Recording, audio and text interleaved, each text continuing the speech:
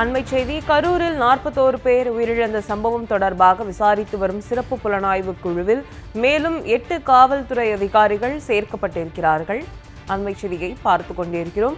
IG Asra Garg தலைமையிலான சிறப்பு புலனாய்வு குழுவில் எஸ்பி ஷியாமலா தேவி மற்றும் விமலா உட்பட 8 கூடுதல் அதிகாரிகள் சேர்க்கப்பட்டிருக்கிறார்கள்.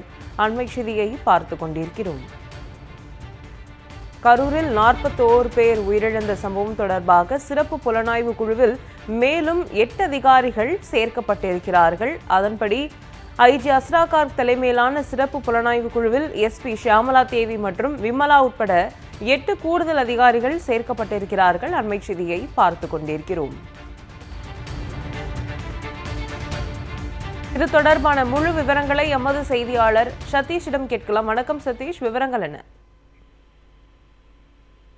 கண்டிப்பாக கரூர் 41 பேர் உயிரிழந்த சம்பவம் தொடர்பாக ஐஜி அஸ்ராகார் தலைமையில் தனிப்படை அமைத்து, அதாவது சிறப்பு புலனாய்வு குழு அமைத்து விசாரணை மேற்கொள்ள நீதிமன்றம் உத்தரவு பிறப்பித்திருந்தது.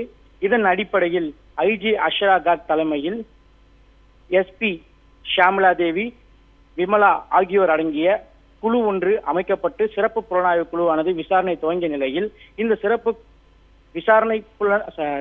புலனாய்வு குழுவில் டிஎஸ்பி, ஏடிஎஸ்பி, ஆய்வாளர், தடவியல் நிபுணர்கள் என 8 பேர் புதிதாக சேர்க்கப்பட்டுள்ளனர். குறிப்பாக இந்த 8 பேரும் விசாரணைகளை துரிதமாக மேற்கொள்ளவும் விசாரணையின் நுணுக்கங்களை